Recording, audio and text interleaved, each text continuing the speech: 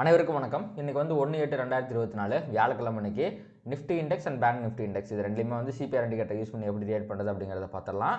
So அதுக்கு முன்னாடி நேற்று யூஎஸ் மார்க்கெட்டில் என்னாச்சு அப்படிங்கிறத பார்க்கும்போது உங்களுக்கு வந்து மிகப்பெரிய ஒரு ரேலி அப்படிங்கிறது இருந்துச்சு. உங்களுக்கு டவ் ஜோன்ஸை பார்த்தா உங்களுக்கு அப்படி தெரியாது. டவ் ஜோன்ஸ் வெறும் 0.2% தான் மேலே ஏறினா, ஆனால் S&P 500 வந்து பார்த்தீங்கன்னா 1.5% மேலே ஏறினா, அதுலேயுமே வந்து பார்த்திங்கன்னா உங்களுக்கு ப்ராஃபிட் புக்கிங் அப்படிங்கிறது வந்திருக்கு. நாஸ்டாக் அப்படிங்கிற வந்து பார்த்திங்கன்னா ஜஸ்ட் 3% மட்டும் ஏறி இருந்தால். ஸோ அந்தளவுக்கான ஒரு மிகப்பெரிய ரேலி அப்படிங்கிறது இருந்துச்சு. விக்ஸுமே வந்து பார்த்திங்க அப்படின்னா 7% அளவுக்கு வந்து கீழே விழுந்துட்டான். 10 இயர் பாண்டில் நீங்கள் வந்து வரலாறு காணாத அளவுக்கு சரிவை சந்திச்சு 4% போயிடுச்சுங்க. இது மிகப்பெரிய பாசிட்டிவான விஷயம். இதற்கெல்லாம் ஒரே ஒரு மனுஷன் தான் காரணம். அந்த மனுஷன் பேர் ஜெரம் பவல். அதாவது இப்போ ஆர்பிஐ கவர்னர் மாதிரி அங்கே இருக்கிற ஃபெட் சேர்மன் அவர் என்ன சொல்லிட்டார் அப்படின்னா, எக்கனாமி வந்து நாங்கள் எதிர்பார்த்த மாதிரியே வந்து எல்லா டேட்டாவையும் கொடுத்துக்கிட்டு இருக்குது. அதனால் கண்டிப்பாக நாங்கள் செப்டம்பரில் ரேட் கட்டாக பண்ணிடுவோம் அப்படின்ட்டு ரொம்பவே ரொம்பவே வந்து ஒரு புல்லிஷாக பேசிட்டார் மார்க்கெட்டை பற்றி. அதனால தான் மார்க்கெட்டெல்லாம் எகிரி குதிச்சு ஓட ஆரம்பிச்சிருச்சு. அதே மாதிரி நீங்கள் வந்து ஸ்டாக் வைஸுமே பார்க்கும்போது ரொம்ப முக்கியமான ஸ்டாக்லாம் நம்ம பார்த்துட்டு இருக்கோம். பார்த்தீங்களா, இங்கே பாருங்கள், என்விடியா 12%, ஜஸ்ட் 12% தான் இப்போவேன். அமேசான் ஒரு 3%, டெஸ்லா ஒரு 4%, மெட்டா ஒரு 2.5%, ஆப்பிள் ஒரு 1.5%, மைக்ரோசாஃப்ட் மட்டும் தான் அண்டர் பர்ஃபார்மன்ஸ் பண்ணி 1% டவுனில் இருக்கலாம். மற்ற எல்லாருமே செமையான ஒரு ரேலி. அண்ட் என்விடியா 12% ஏறினதுனால தான் உங்களுக்கு வந்து பார்த்திங்கன்னா இது வந்து நாஸ்டாக்கில் வந்து ஹெவி வெயிட் அப்படிங்கிறதுனால நாஸ்டாக் வந்து செமையான ஒரு பர்ஃபார்மன்ஸை கொடுத்துருக்குது. இதுதான் வந்து கள நிலவரம் யூஎஸ் மார்க்கெட்டை பொறுத்த வரைக்கும். எல்லாம் வந்து ஓகேப்பா, வருஷக்கணக்காக கிட்டத்தட்ட 2-3 வருஷமாக இதுக்காக தான் எதிர்பார்த்துட்டு இருந்தாங்க. அது வந்து விரைவில் நடக்க போகுது, ஓரிரு மாதங்களில் நடக்க போகுது அப்படிங்கிறத தெரிஞ்ச உடனே பயங்கர பாசிட்டிவாக மாறிட்டாங்க. ஸோ அப்படியே நம்ம அதுக்கப்புறமா ஏடிஆர் பக்கம் வருவோம். ஸோ இந்தியன் மார்க்கெட்டை பொறுத்த வரைக்கும் வந்து பார்த்திங்கன்னா HDFC பேங்க் வந்து ஃப்ளாட்டாக முடிச்சிருக்கான். 0.01% தான் பாசிட்டிவ். ஐசிஐசி வந்து 0.45% பாசிட்டிவாக முடிச்சிருக்கான். அதே அங்கே பார்த்தீங்கன்னா ஐசிஐசி வந்து 0.8% பாசிட்டிவ், HDFC 0.17% பாசிட்டிவ். ஸோ இது வந்து பார்த்திங்கன்னா ஒரு பாசிட்டிவ் சைன் தான்.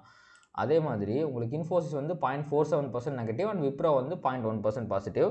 அதே மாதிரி இங்கே பார்த்திங்க அப்படின்னா உங்களுக்கு இன்ஃபோசிஸ் வந்து 2% நெகட்டிவ் இருக்கிறான் அண்ட் விப்ரோ வந்து ஃப்ளாட்டாக முடிச்சிருக்கான். விச் மீன்ஸ் இதுலேயுமே வந்து பார்த்திங்கன்னா ஒரு பெரிய நெகட்டிவிட்டிலாம் கிடையாது. ஆனால் இன்ஃபோசிஸ் மட்டும் 2% நெகட்டிவ் வந்திருக்காங்க. ஏதோ ஒரு நெகட்டிவ் நியூஸ் இருக்குங்கிற மாதிரி நான் கேள்விப்பட்டேன். எந்த நியூஸ் அப்படிங்கிறது தெரியல. மேபி அது வந்து இன்ஃபோசிஸ் வந்து அது கூட இன்ஃபோசிஸ் வந்து நெகட்டிவாக ரியாக்ட் ஆகிறதுக்கு காரணமாக இருக்கலாம். ஸோ நம்ம வந்து அதை பொறுத்து இருந்து பார்க்கலாம். ஒரு சின்ன நெகட்டிவிட்டி அப்படிங்கிறது ஐடி செக்டரில் முக்கியமாக இன்ஃபோசிஸ் கிட்ட மட்டும் தெரியுது. மேபி அது மட்டும் கீழே போகலாம். பட் அது வந்து பெரிய சிக்னிஃபிகண்டான சேஞ்சஸை வந்து எதிர்பார்க்காது. ஏன்னா அது ஒரு ஸ்டாக் ஸ்பெசிஃபிக் அப்படின்னு நினைக்கிறேன். பார்த்தேன் நேற்று, பட் சரியாக ஞாபகம் இல்லை என்ன விஷயம் அப்படிங்கிறது. அடுத்து வந்து பார்த்திங்கன்னா டிஏ டேட்டா பொறுத்த வரைக்கும் எஃப்ஐஏ வந்து 3400 கோடி செல் பண்ணியிருக்கிறாங்க. டிஏ வந்து 3300 கோடி பை பண்ணியிருக்காங்க. நெட் இன்ஸ்டிடியூஷன் ஃபிகர் வந்து பார்த்திங்கன்னா ஓரிரு கோடிகள் வந்து பார்த்திங்க அப்படின்னா ஒரு 100 கோடி நினைக்கிறேன். அந்தளவுக்கு வந்து மைனஸில் தான் இருக்குது. இது ஒரு சின்ன ஒரு காஸ் ஆஃப் கன்சர்ன் அப்படின்னு நம்ம வச்சுக்கலாம். அதே மாதிரி வேர்ல்டு மார்க்கெட் ஃபியூச்சர்ஸை பொறுத்த வரைக்கும் நேற்று ஏறினது மட்டும் இல்லாமல் இன்றைக்கி அவங்க பாசிட்டிவாக தான் இருக்காங்க. 0.12%, 0.45%, 0.72%ன்னு 3 இண்டெக்ஸுமே நல்லா பாசிட்டிவாக இருக்குது. யூரோப்பியன் மார்க்கெட்டும் வந்து பார்த்திங்கன்னா ஓரளவுக்கு பாசிட்டிவாக தான் இருக்காங்க. கீழே வந்து நிக்கி அடடா என்னாச்சுன்னு தெரியலையே -1.75% கீழே விழுந்துருக்கிறான். என்ன காரணம்னு தெரியல. நிக்கி வந்து பயங்கரமாக கீழே விழுந்துட்டுருக்கிறான். தைவான் வந்து 1.67% பாசிட்டிவாக போய் நல்ல பாசிட்டிவாக போயிட்டுருக்கிறான். ஸோ ஜப்பானில் மட்டும் ஏதோ பிரச்சனையாக இருக்குது. ஆனால் அந்த பிரச்சனை இருக்கிற விஷயம் வந்து வேர்ல்டு மார்க்கெட் எதுலேயுமே வந்து ரிஃப்ளெக்ட் பண்ணலை. எப்படி ரெஃப்ளெக்ட் பண்ண அப்படின்னு நான் சொல்கிறேன் அப்படின்னா, இப்போ நீங்கள் ஜப்பானோட இண்டெக்ஸை வந்து இங்கே நீங்கள் வந்து ஓப்பன் பண்ணி பார்க்கலாம். நீங்கள் 5 மினிட்ஸ் சார்ட்டை பாருங்கள், செம்மையான ஒரு ஃபால் இருக்கா.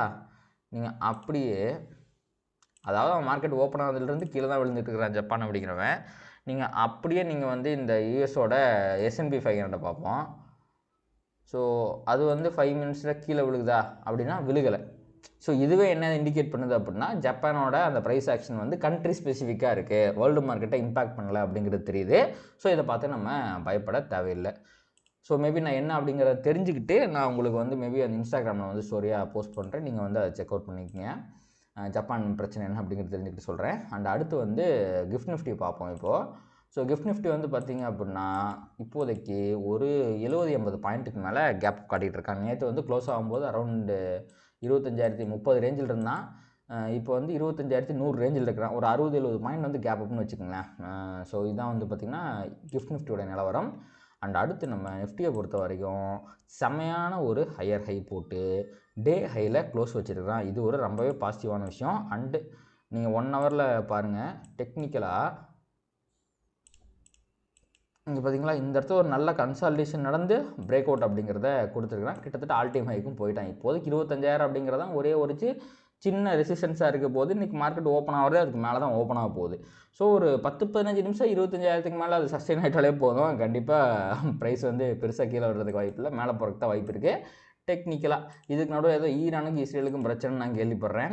சில நியூஸ் எல்லாம் வந்துக்கிட்டு இருக்குது. அப்படியே தான் அவங்க ஏதாவது குண்டை போட்டுக்கிட்டு அடிச்சுக்கிட்டாங்கன்னா ஒரு ஃபாலோ வர்றதுக்கும் வாய்ப்பு இருக்குது. கொஞ்சம் உஷாராக இருந்துக்குங்க.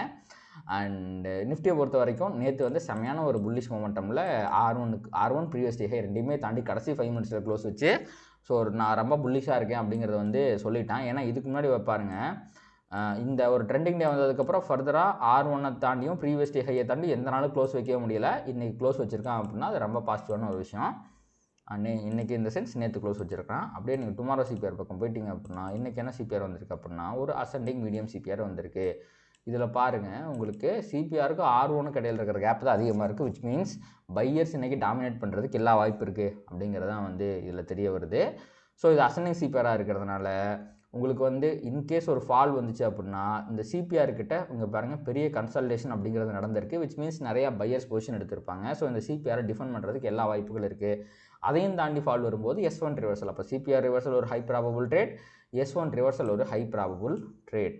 ரெண்டாவது விஷயம் என்ன அப்படின்னா இன்றைக்கி தான் மந்தோட ஓப்பனிங். ஸோ இது வந்து ப்ரீவியஸ் மந்தோட R1 இருந்துச்சு மேலே. ஸோ சிபிஆர் வந்து கீழே மந்த்லி சிபிஆரோட R1 இருந்துச்சு. ஸோ இன்றைக்கி வந்து பார்த்திங்கன்னா இந்த லைன் வந்து வேலிடே கிடையாது. ஏனென்றால் இன்றைக்கி புது லைன் வந்து ஃபார்ம் ஆயிரும். நேற்று போன மந்தோட ப்ரைஸ் ஆக்ஷன் ஓப்பன் ஹைலோ வச்சு. ஸோ அப்போ வந்து இந்த லைனுமே வந்து பெருசாக சப்போர்ட்டுக்கெலாம் இருக்காது. நான் வந்து இதையும் வந்து தூக்கி விட்டுறேன். இன்றைக்கி மார்னிங் வந்து நான் மேபி இன்றைக்கி என்னால் அப்டேட் பண்ண முடியாது. நாளைக்கு வீடியோவில் நாளைக்கு அந்த போஸ்ட் ஒன்று போடுவோம் பார்த்திங்களா நம்ம கம்யூனிட்டியில் வாட்ஸ்அப்பில் டெலிகிராம்லலாம் அதில் வந்து நான் அப்டேட் பண்ணி விட்டுறேன். ஸோ இப்போதைக்கு வந்து பார்த்திங்கன்னா R1 அப்படிங்கிறது தான் ஒரே ஒரு 25,000 அப்படிங்கிறது தான் ஒரே ஒரு ரெசிஸ்டன்ஸ். அண்ட் அதுக்கு மேலே தான் ஓப்பனே ஆக போகுது. ஸோ மேபி R1 ரிவர்சல் வந்துச்சுன்னா அது ஒரு லோ ப்ராபபிள் ட்ரேடிங் ஆப்பர்ச்சுனிட்டி. ஏன்னா இங்கே வந்திருக்கிறது ascending CPR. So ascending CPR வந்துச்சுன்னா R1 ரிவர்சல் வரதெல்லாம் ரொம்ப கஷ்டம். R1 ப்ரைஸ் ட்ரெண்டாகி மேலே போகிறதுக்கு தான் வாய்ப்பு இருக்குது. ஸோ அகைன் R1 ட்ரெண்டிங் அப்படிங்கிறதுமே வந்து பார்த்திங்கன்னா ஒரு ஹை ப்ராபபிள் ட்ரேடிங் ஆப்பர்ச்சுனிட்டி தான். அப்போ R1 ட்ரெண்ட் ஆகிறது, சிபிஆர் ரிவர்சல், இன்கேஸ் அதையும் தாண்டி ஃபால் ஆச்சுன்னா S1 ரிவர்சல். இது மூணு தான் வந்து பார்த்திங்கன்னா எனக்கு நிஃப்டியை பொறுத்த வரைக்கும் ஹை ப்ராபபிள் ட்ரேடிங் ஆப்பர்ச்சுனிட்டியாக இருக்க போது. அப்படியே நீங்கள் பேங்க் நிஃப்டி பக்கம் வந்தீங்கன்னா நேற்று முதல்ல என்னாச்சு அப்படிங்கிறத பார்க்கலாம். ஸோ நேற்று வந்து இந்த ஒரு லைன் போட்டிருக்கேன் பார்த்தீங்களா, இதுதான் வந்து வீக்லியோட சிபிஆர். நேற்று ஃபுல் அண்ட் ஃபுல் வீக்லி சிபிஆர்கிட்ட கன்சால்டேட் ஆகிட்டு கடைசியில் முடியும் போது சிபிஆருக்கு மேலே ஏற்றி முடிச்சிட்டாங்க. Which means buyers are there in Bank Nifty as well. அவங்களும் பயங்கரமாக ஒரு சப்போர்ட்டை கொடுத்துருக்குறாங்க. அப்படி இல்லைனா சிபிஆர் அதாவது மார்னிங்கிலிருந்து சிபிஆர் கீழேயே சுற்றிக்கிட்டு இருந்துட்டு டப்புன்னு மேலே வரான்னா அது பையர்ஸ் உள்ளே வந்த காரணத்தினால தான். ஸோ அவங்க டாமினேட் பண்ண காரணம் தான், அவங்க டாமினேட் பண்ணனால தான் ப்ரைஸ் நல்லா மேலே வந்திருக்கு. ஸோ இதுவுமே பேங்க் நிஃப்டிலையுமே பையர்ஸ் உள்ளே இருக்காங்க அப்படிங்கிறது இண்டிகேட் பண்ணுது. அண்ட் இன்றைக்கி பேங்க் நிஃப்டியில் என்ன சிபிஆர் வந்திருக்கு அப்படிங்கிறத பார்க்கலாம். ஸோ ஸ்டில் வந்து பார்த்திங்கன்னா நேற்று சிபிஆருக்கு மேலே தான், இதுதான் இப்போ ப்ரீவியஸ் டே நேற்றோட சிபிஆர் தான், இதுக்கு மேலே தான் க்ளோஸ் வைக்க முடிஞ்சு. Most of the times price கீழே போனதுனால இன்றைக்கி ஒரு டிசனிங் சிபிஆர் தான் ஃபார்ம் ஆகிருக்கு பேங்க் நிஃப்டியில். ஸோ ஸ்டில் பேங்க் நிஃப்டி பெரிய ஒரு பாசிட்டிவாலாம் மாறலை. ஸோ R1 reversal is a high probable trading opportunity in Bank Nifty. Mixed signal வருது. ஸோ பார்த்து ட்ரேட் பண்ணுங்கள். இன்றைக்கி நிஃப்டியோட எக்ஸ்பைரி தான், பேங்க் நிஃப்டி எக்ஸ்பைரி இல்லை. பட் ஸ்டில் பேங்க் நிஃப்டி இன்னும் வந்து பார்ட்டிக்கு வரலை. பேபி இன்றைக்கி வருமா அப்படிங்கிறத பொறுத்து இருந்து பார்க்கணும். ஸோ பொசிஷனெலாம் வந்து பார்த்திங்கன்னா இந்த 900 தாண்டி க்ளோஸ் வச்சா தான் பேங்க் நிஃப்டி பாசிட்டிவாக மாறுவான். கீழே வந்து இந்த பேனிக் லோவான 200 தாண்டி க்ளோஸ் வச்சா தான் நெகட்டிவாக மாறுவான். அது வரைக்கும் நம்ம கன்சல்டேஷன் மோடில் தான் இருக்கணும். ஸோ அதனால் R1 ரிவர்சல் வந்து ஒரு தப்பான ட்ரேட்னு சொல்ல முடியாது, அது ஒரு ஹை ப்ராபபிள் ட்ரேட் தான். So R1 reversal. அதே மாதிரி வந்து பார்த்திங்கன்னா S1 ட்ரெண்டிங், அதாவது S1 தாண்டி ப்ரைஸ் க்ளோஸ் வச்சுச்சு அப்படின்னா இந்த வீக்லி சிபிஆர் ஜோன் இருக்குது பார்த்திங்களா, போன இந்த வாரத்துக்கும் அப்ளிகபிள் தான், ஃப்ரைடே வரைக்கும் இருக்குல்ல. ஸோ இந்த வீக்லி சிபிஆர் S1 தாண்டி கீழே க்ளோஸ் வச்சா அப்படின்னா அவன் ட்ரெண்ட் ஆகிறதுக்கும் வாய்ப்பு இருக்குது. 200 தாண்டும் போது பெரிய ஃபால் வரதுக்கும் வாய்ப்பு இருக்குது. So R1 reversal and S1 trending, இது ரெண்டு தான் வந்து பார்த்திங்க அப்படின்னா நான் பேங்க் நிஃப்டியை பொறுத்த வரைக்கும் ஹை ப்ராபபிள் ட்ரேடிங் ஆப்பர்ச்சுனிட்டி அப்படின்னு சொல்லுவேன். மிக்சர் சிக்னல் கொடுக்குறது ஒரு விஷயம். ஸோ பார்த்து ட்ரேட் பண்ணுங்கள். அண்ட் இந்தியா விக்ஸை பொறுத்த வரைக்கும் நான் நினச்சேன் ஓகே எலெக்ஷன்லாம் முடிஞ்சிருச்சு, மார்க்கெட் புல்லிஷ் ஆயிடுச்சு, கண்டிப்பாக திருப்பியும் வந்து 10-11க்குலாம் போயிடும் அப்படின்னு நினச்சேன். ஆனால் அந்த மாதிரி போகாமல் 13 இல்லை 12 இப்படி சுற்றிட்டு இருக்கிறது கொஞ்சம் நல்லா இருக்குது. ஏன்னா ப்ரீமியம்லாம் கொஞ்சம் அதிகமாக கிடைக்குது. ஸோ ட்ரேட் பண்ணுறதுக்கு ரொம்ப ஈஸியாக இருக்குது. இப்படியே இருந்துட்டோன்னா பரவாயில்ல. இது ஸ்டில் வந்து புல் மார்க்கெட் தான். ஏன்னா 15 கீழே இருந்தாலே அது புல் மார்க்கெட் தான். ஸோ 13 ரேஞ்சில் இருக்கேன். அந்த புல் மார்க்கெட் தான் இண்டிகேட் பண்ணுது. ப்ரீமியம் அதிகமாக கொடுத்து ட்ரேட் பண்ணுறதுக்கு ஆப்பர்ச்சுனிட்டி கொடுத்து ஒரு நல்ல புல் மார்க்கெட்டாக இது வந்து இருக்குது. ஸோ அதுவுமே ஒரு வகையில் பிரச்சனை இல்லை. பட் இது வந்து சஸ்டெயின் ஆகிட்டு இருக்கு. டப்புன்னு வந்து ஒரு 16 17லாம் போனான்னா மேபி மார்க்கெட்டில் ஒரு வாலட்டிலிட்டி அதிகமாகிறதுக்கு வாய்ப்பு இருக்குது. ஸோ அவ்வளோதாங்க. இதை பொறுத்த வரைக்கும் இன்றைக்கி வீடியோ பொறுத்த வரைக்கும் அவ்வளோதான். ஸோ நம்ம வியூ தப்பாக போகும்போது ரிஸ்க் மேனேஜ்மெண்ட்டை சரியாக பண்ணி ஒரு நாளைக்கு 1 to 2% லாஸ் மட்டுமே பண்ணால் தான் மார்க்கெட்டில் நம்மளால் சஸ்டைனபிளாக ரொம்ப நாளைக்கு இருக்க முடியும். இதை மட்டும் நீங்கள் கண்டிப்பாக ஃபாலோ பண்ணுங்கள். ட்ரேடிங் பண்ணி ஜெயிக்கிறது இன்னுமே உங்களுக்கு வந்து ஈஸியாயிரும்.